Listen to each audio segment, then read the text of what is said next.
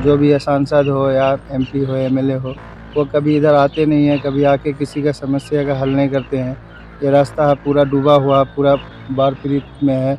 इसमें आने के लिए गाड़ी-उड़ी या एम्बुलेंस जाने का कोई साधन नहीं है। इसमें सिर्फ नाव से ही लेके आ सकते हैं, कोई पेशेंट है अगर ऐसा।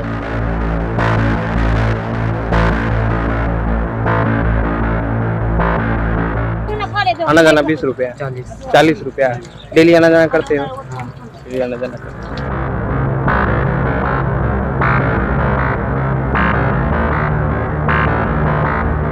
एमपी एमएलए साहब आते हैं। एक राजा साहब है हमारे यहाँ का एमपी तारिक साहब, जो कि दिल्ली में बैठे हुए रहते हैं, और एक है एमएलए मनोहर प्रसाद, जो कि उसको कितनों भी हम लोग फ़ोन करके बोले हैं तो उनका कोई सुनवाई नहीं है।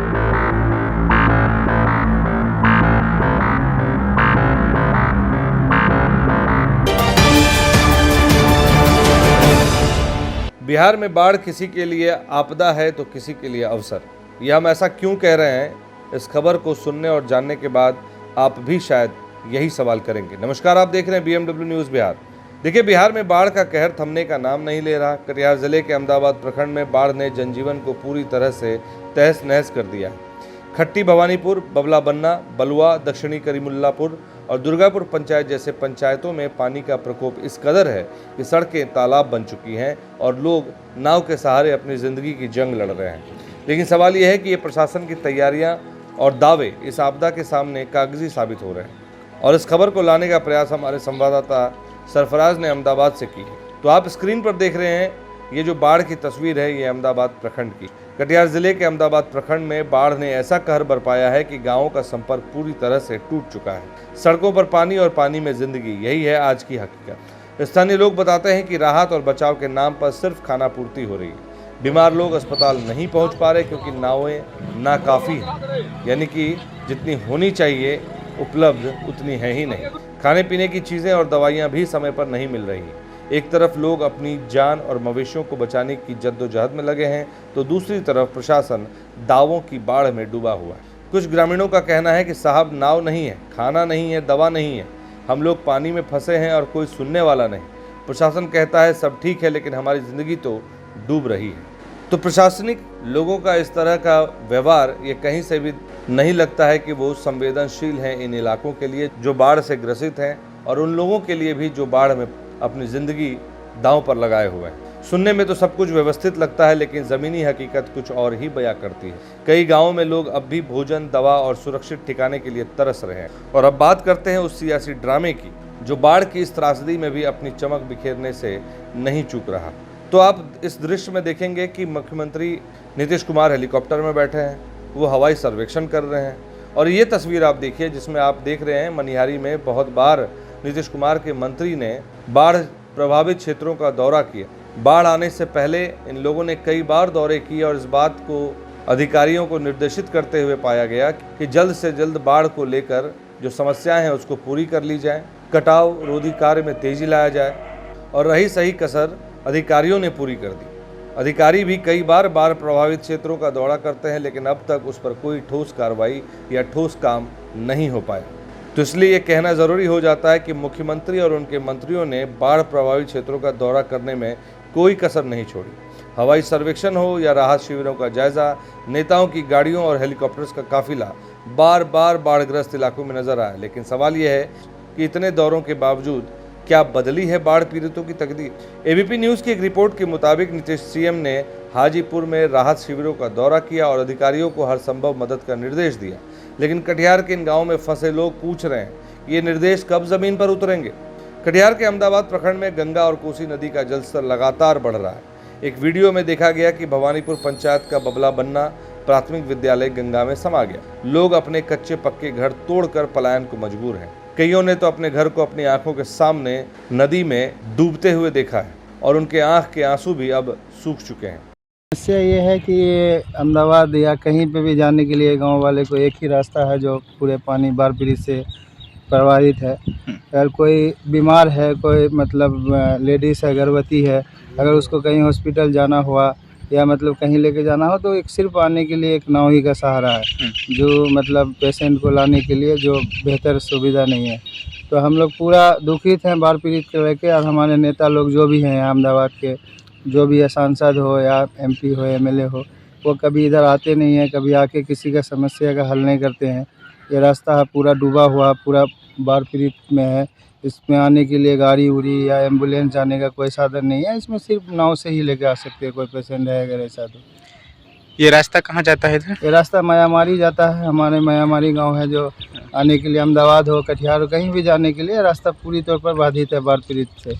इधर बंगाल को भी जोड़ता है? बंगाल को भी जोड़ता है, इधर से मतलब गोबरा होते हुए बंगाल जाता है। क्या नाम है आपका? मोहम्मद अब्दुल हफीज।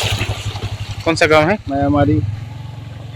कि हमारे अहमदाबाद प्रखंड में चारों तरफ बाढ़ का पानी आया हुआ है और हम लोग को अहमदाबाद मुख्यालय जाने में बहुत सारा परेशानी का सामना करना पड़ता है।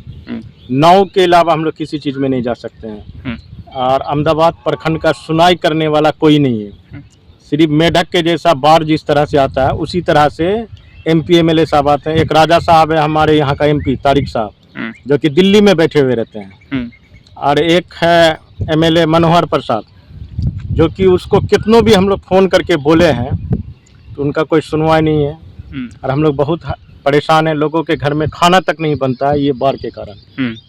यही समस्या हम लोगों का है। आप लोग कैसे आना जाना कर रहे हैं? हम लोग नाव से आना जाना कर रहे हैं, बहुत सारा परेशानी है। नाव में एक नाव में 20 लोग 25 लोग आते हैं। हो सकता है कि कहीं दुर्घटना ना हो जाए, इससे हम लोगों को डर लगा हुआ रहता है। इसलिए अनुरोध है कि हमारे राजा साहब दिल्ली से उठ के अहमदाबाद आए और समस्या को थोड़ा देखें।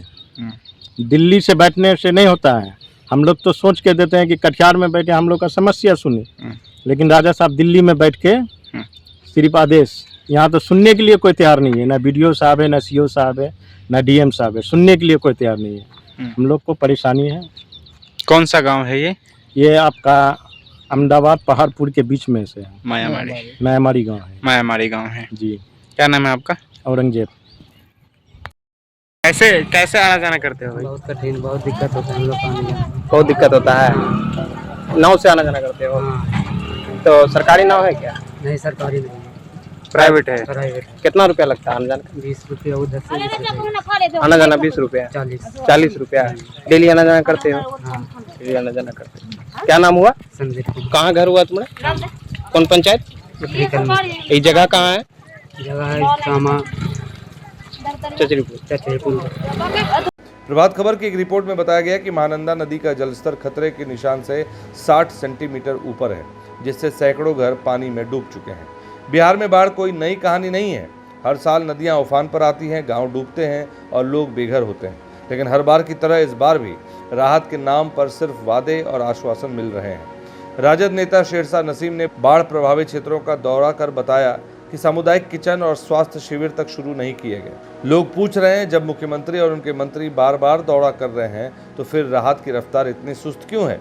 उत्तरी मुरादपुर पंचायत के लोगों ने तो प्रखंड कार्यालय का घेराव तक किया, लेकिन उनकी मांगें शुद्ध पेयजल, अस्थायी शौचालय और सामुदायिक किचन अब तक अधूरी हैं।